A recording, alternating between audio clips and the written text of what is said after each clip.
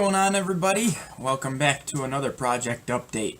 I know it's been a while since I've done one of these videos. I kind of skipped out on the month of August because I literally had nothing done. I didn't come down to the layout essentially at all during the month of August. I was very busy with work and various other things. But we do have a September video for you here, plenty to show you. But before I get into it, I will mention that I may not have a project update again next month because I'm getting married.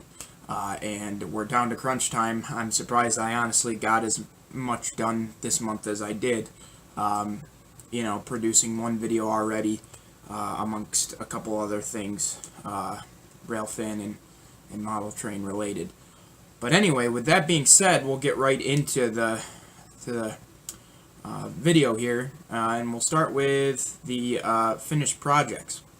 The first finished project I had is not really anything that's that big of a deal, but I did add Katy couplers, scale head Katy couplers to this GP38-2 that I had. This is my non-sound GP38-2, the Athearn ready to roll. But what that means is I'm finally able to run all three of my switcher units in a consist, which is the way I originally had intended to use those three, that being the Genesis GP40, the 38-2, and the Scale Trains Admiral Cab 40-2. So that's been pretty fun to actually be able to use those three together. Before, the GP38 had McHenry couplers that just sat a little bit too high and weren't really usable for the mid-consist, which is where I wanted the locomotive to be, since the other two units are sound and that one's the only one that's non-sound. The other completed project I'm super excited to finally have done, you saw it in the intro, it's the SD75M. If you watched my previous videos, the decoder for this thing fried, and I had to send it back to Soundtracks. That happened in June, and I just finally got it back last week. Apparently they had a parts shortage in their warehouse and stuff like that. I was a little disappointed with the length of time it took Soundtracks to get that decoder back. Not gonna lie, but it's nothing I can't handle, and I'll definitely continue to still use their products. But finally, has the Econami sound installed, all LED lighting, all SMDs. That all got taken care of while I was waiting for the decoder to come back. I got all the lighting installed and ready to be wired in. So that's all set. Got scale KDs again, same as that GP38-2. Pretty much running all my rolling stock. That doesn't come with metal couplers of some sort with those scale head KDs. They're my favorite coupler to use by far. Anyway, now that we're done with the finished products, we'll take a look at the one and only work in progress, and that's the car that you saw in the Grime Time series if you watched it. The X-Suline covered hopper here. As you can see from where it was left in the Grime Time series, there's also been a lot more work done. I did finish weathering the wheel sets, which is going to be kind of hard to see down here just because of the lighting. And then I went ahead and put the patches on. And I just have to kind of sand those down, get them to sit a little bit smoother to the car, and then put the new decals on. I also did them on the end as well. But this is coming along very nicely. Should be done, as soon as I get another chance to really sit down and work on a car that'll be all taken care of. So that's it for the works in progress. I did add reflective stripes to a couple cars. The NS Gunderson box car that I have, I did as well.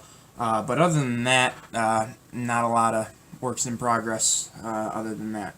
I did get to one train show over the month of September, that being the one at the Buffalo Central Terminal, the former passenger station in Buffalo. Very cool show, definitely worth going.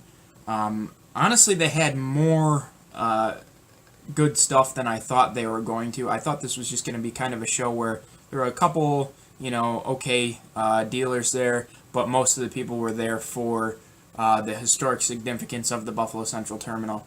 But I was pleasantly surprised with the quality in there and whatnot. But I did pick up a few cars.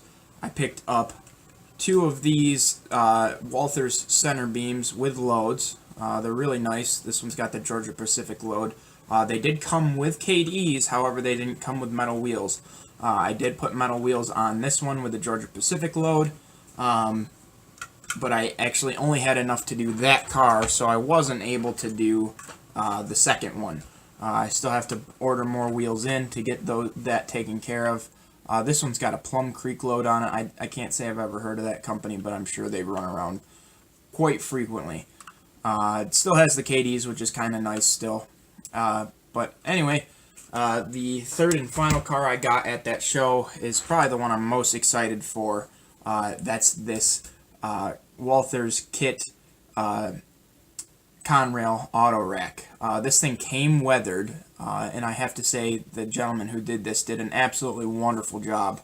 I'm very impressed with the quality of this car. Being an individual that weathers stuff myself, this has definitely given me some inspiration to get the two racks that I have that are unweathered done at some point, and so that they're looking just as good as this Conrail was. This was a really great deal. I think he wanted like 35 for it, and I talked him down to 25, so I got $10 off. Great deal all around. Super happy with the quality of the car. This one came with metal wheels, but no KDs, so I ended up putting KDs on. Works great. I ran it a few times while I was down at Tim Anderson's layout the last time I was down there, and pretty happy with the way it turned out. The final thing that we have to talk about tonight is something that's been very anticipated in the hobby, and I'm sure you guys kind of already know what I'm talking about, and that is the Tier 4 G-Vote. I myself pre-ordered the Scale Trains one. I have it right here. I just got this in today, had a little bit of confusion at the post office. A lot of my mail has been getting confused lately. It's really annoying. But anyway, just got this today, had the chance to run it a little bit. So far I like the way it's running. I still have these stupid 18-inch radius curves though, and it doesn't run all that great on them, so I didn't get to run it a ton, but I did get to run it some, and it definitely sounds great. With that being said, I do have a few friends that got the Intermountain Tier 4s, and just being able to look at this and compare it to what I saw with those, the detail on the Intermountains is by far superior.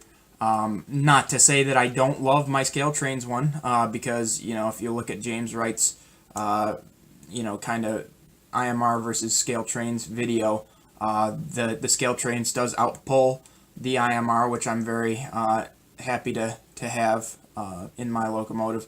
And it does have a little bit better sound. The Scale Trains has dual speakers, doesn't seem as muffled as the IMR locomotive, but in the case of detail and the case of the lighting features, IMR definitely wins out.